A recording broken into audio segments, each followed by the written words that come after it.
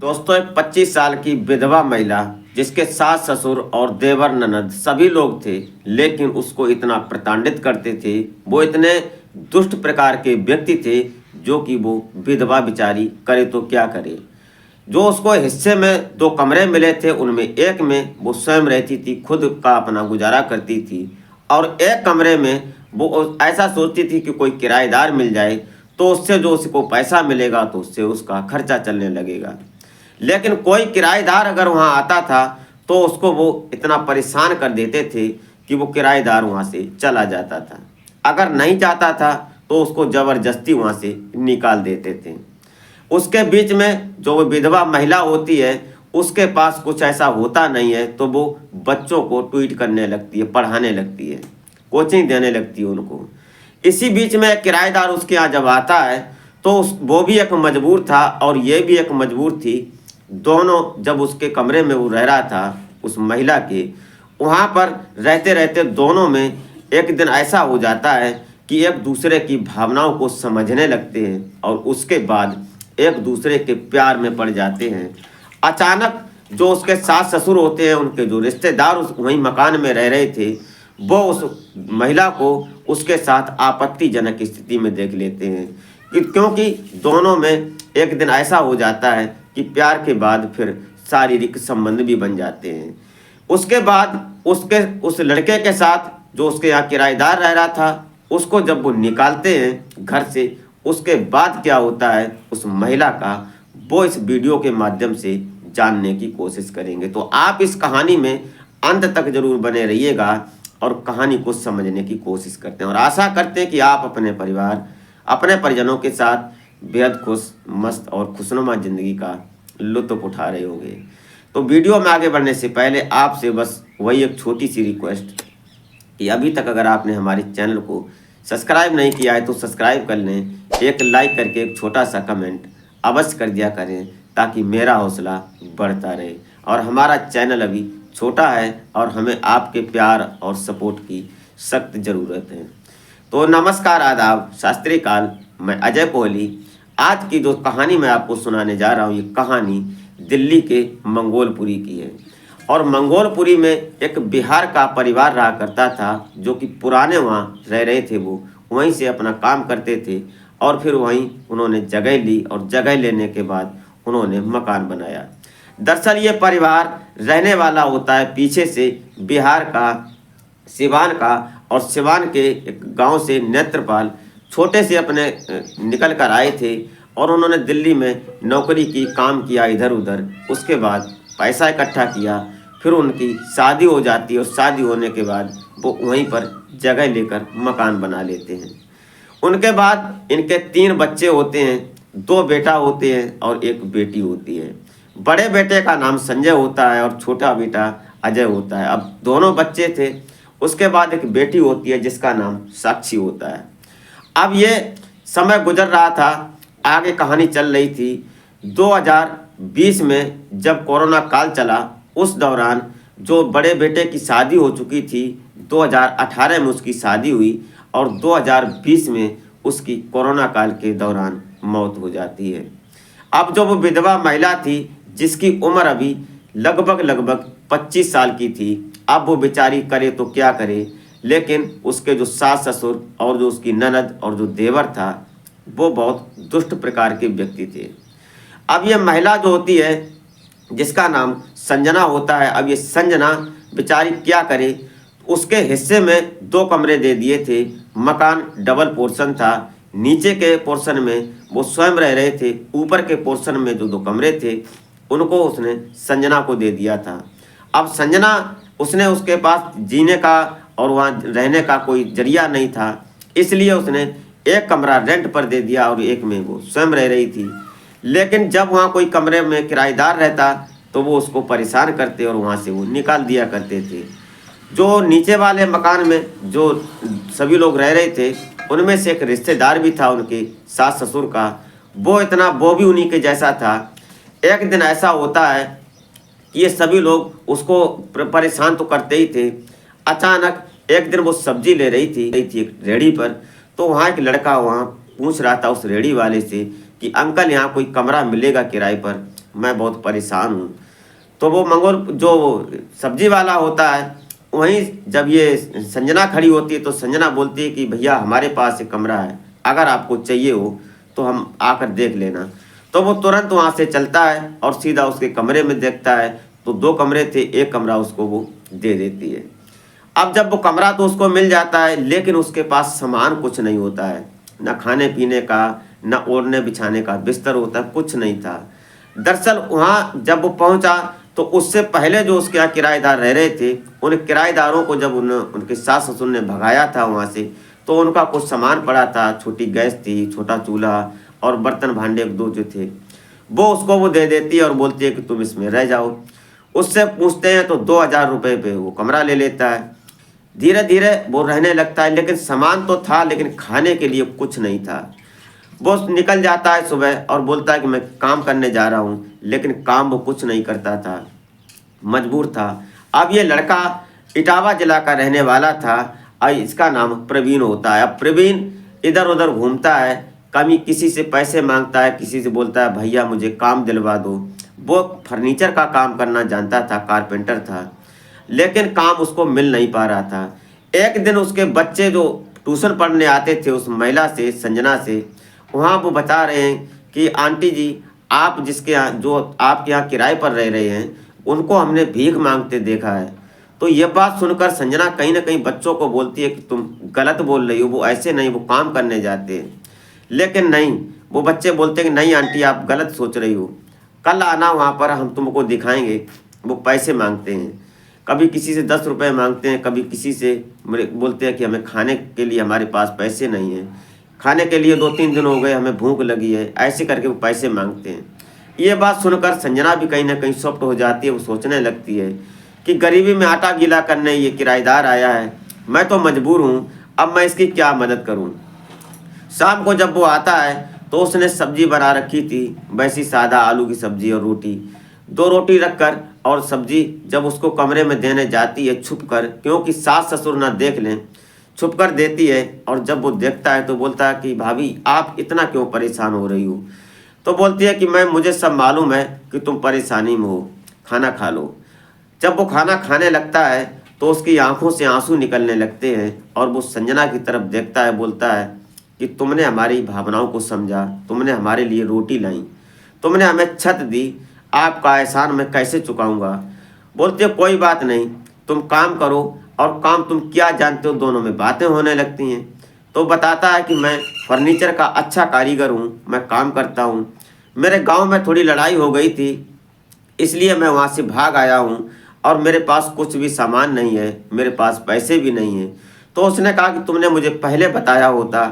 तो वो कल जब सुबह होता है तो उसको 50 रुपये देती है और फिर उसको बताती है कि कीर्ति नगर में चले जाओ, वहाँ पर फर्नीचर की बहुत दुकानें हैं, बहुत काम है, वहाँ तुमको काम मिल जाएगा।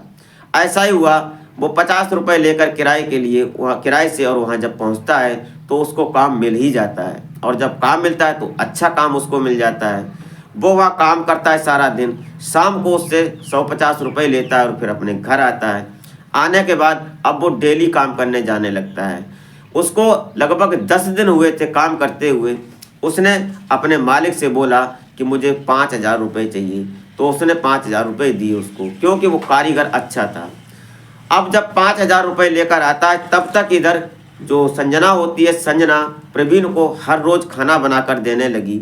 और उसके बाद उसको आस ये लग गई थी कि ये काम करेगा, उससे किराया मिलेगा तो हमें कुछ सहारा मिलेगा। लेकिन इसके सास ससुर जो थे, वो उनके सास ससुर बीमार हो गए थे, इसलिए वो गांव बिहार में चले गए थे। इसलिए घर पर सिर्फ ननद रह गई थी और जो उसका छोटा भाई था जिसकी दुकान थी हार्डवेयर की, वो रह गया था। अब ये सब चलने लगता है। जब वो 5000 रुपये वहाँ से लेकर आता है अपने काम पर से, तो संजना को ये हाथ में रखता है, बोलता है कि भाभी ये लो पैसे, तुमने हमें खाना खिलाया, तुमने हमें किराए पर कमरा दिया, आपका एहसान है। तो उसकी आंखों में आंसू आ जाते हैं। बोलती है कि तुम मुझे पैसे क्यों दे रहे हो, अभी तो तुम्हारा महीना भी नहीं हुआ है पूरा, तुम अपना काम चलाओ, तुम अपने घर पर पैसे भेजो, तुम्हारे घर पर समस्या होगी। उसने कहा घर की बात हम बाद में देख लेंगे, पहले आप देख लो। उसने कहा कि कोई बात नहीं, लेकिन दोनों की बात होने में 2000 रुपये उसने प्रवीण ने संजना को दे दिए। उसके बाद उसने खाने के लिए भी पैसे दिए उसको कि सामान ले आओ, राशन लेकर आओ और तुम मुझे खाना बना कर दे दो, इतनी कृपा होगी, बहुत अच्छा रहेगा। और ऐसा ही होने लगा। 1 महीना जब होता है तब तक उधर उसको 25,000 रुपये मिलते हैं और 25,000 रुपये लेकर जब वो आता है तो उसके हाथ में देता है। लेकिन इसके बीच में एक कहानी ऐसी बन जाती है कि उसके सास ससुर जो होते हैं नेत्रपाल, वो वापस आ जाते हैं। और यहाँ पर आने के बाद उसका जो रिश्तेदार रह रहा था किराए पर उसी के नीचे के पोर्शन में, उसने तो पूरा ड्रामा और बकुआ खड़ा कर दिया। उसने कहा कि मैं यहाँ देख रहा हूँ कि ये जो है तुम्हारी संजना, ये किसी को लेकर आई है और वो यहाँ रह रही है, इसके साथ उसके गलत संबंध हैं, उसको हमने गलत स्थिति में देखा है। ये सब तमाम आरोप लगाने लगते हैं वो सब। सास उसकी इतनी दुष्ट थी, वो जैसे ही ऊपर चढ़ती है और चढ़कर उसको प्रवीण के जो सामान था उसको बाहर फेंकती है, उससे लड़ने लगती है। जब वो शाम को काम पर से आता है उसको बाहर निकाल देती है। अब वो बेचारा करे तो क्या करे, रात का वक्त था और बरसात का मौसम था। वो निकल तो जाता है। अब रात में जैसे तैसे करके उसने किसी दुकान के सामने रहकर रात गुजारी। उसके बाद वो दूसरे दिन उसके 2-4 गली के बाद उसको एक कमरा मिल जाता है, वहाँ कमरे में रहने लगता है। लेकिन अब वो करे तो करे क्या, इधर संजना की हालत ख़राब हो जाती है। लेकिन एक दिन जब उसको पैसे देने आता है, वो बोलता है कि मैं पैसे देने आया हूँ, तो बाहर उसकी सास और ससुर सब खड़े हुए थे, उसका देवर भी था।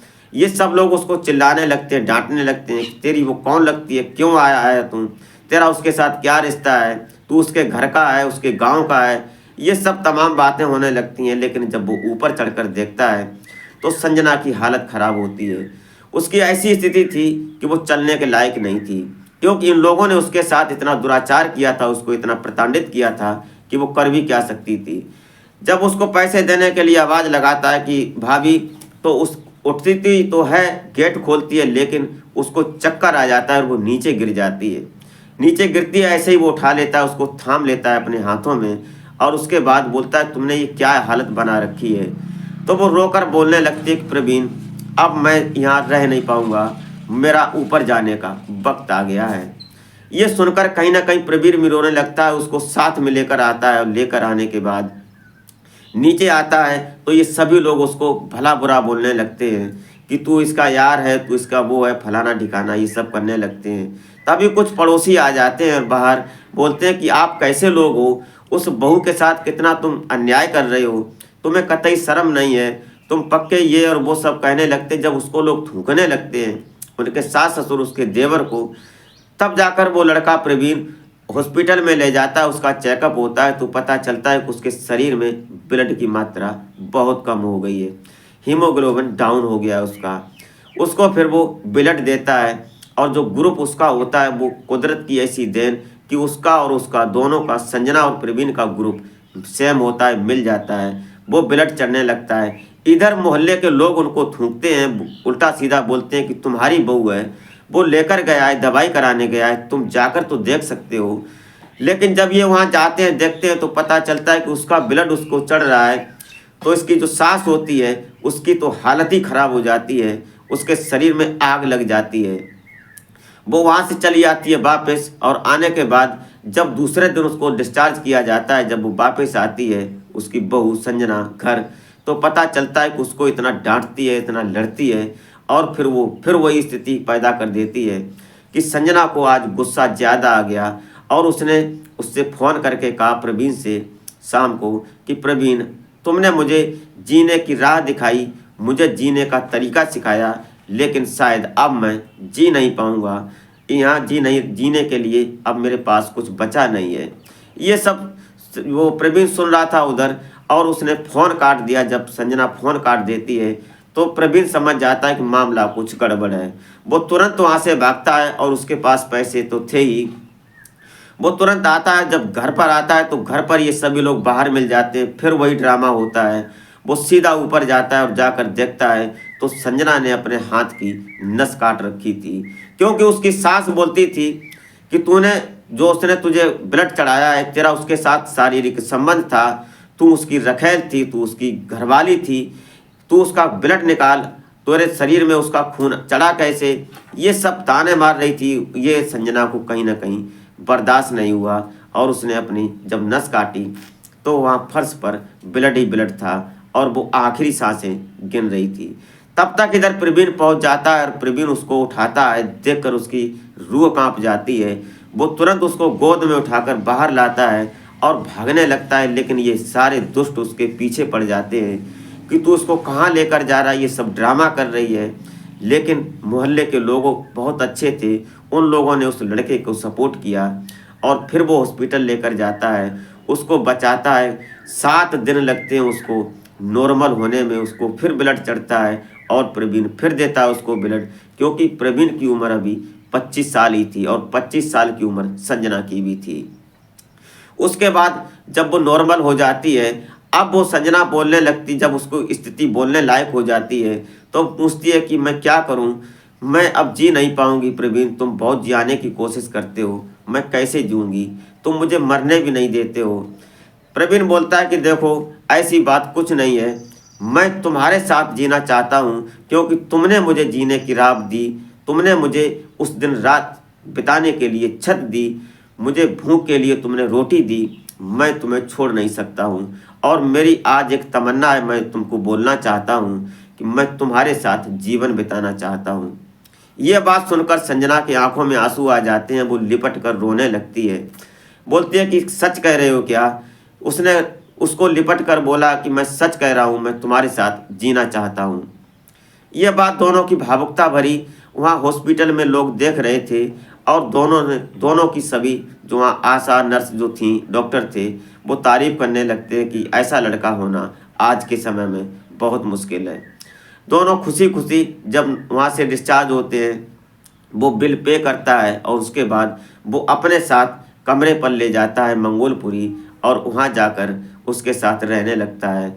2024 में अक्टूबर के महीने में इधर वो अपने घर वालों को पैसे भेजता था, जो उसका केस था, घर का जो लड़ाई झगड़ा हुआ था, उसको सुलहनामा करने के लिए वो घर जाता है और 2024 में अक्टूबर के महीने में उसने उस संजना से शादी कर ली और शादी करने के बाद वो दोनों खुश रहने लगे।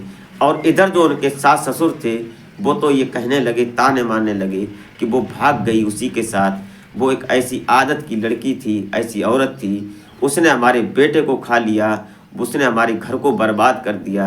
ये सब ताने मारते थे, इसलिए वो भाग गई, मुझे कोई उससे दिक्कत नहीं। लेकिन संजना अपने पति प्रवीण को पाकर बड़ा खुश थी और उसके बाद जो उसके गांव में उसका केस चल रहा था, जो लड़ाई झगड़ा हुआ था, उसको आकर उसने सुलहनामा किया और आज प्रवीण और संजना एक खुश ज़िंदगी जी रहे हैं।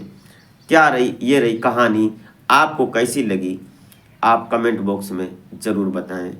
इस कहानी को सुनाने का उद्देश्य किसी को हैरान या परेशान करना नहीं था, नहीं किसी की भावनाओं को आहत करना था, सिर्फ और सिर्फ एक कहानी थी और सोशल मीडिया से उठाई हुई। दोस्तों अभी तक अगर आपने हमारे चैनल को सब्सक्राइब नहीं किया है तो सब्सक्राइब कर लें, एक लाइक ज़रूर कर दिया करें। तो मिलते हैं फिर नेक्स्ट वीडियो में, तब तक के लिए जय हिंद।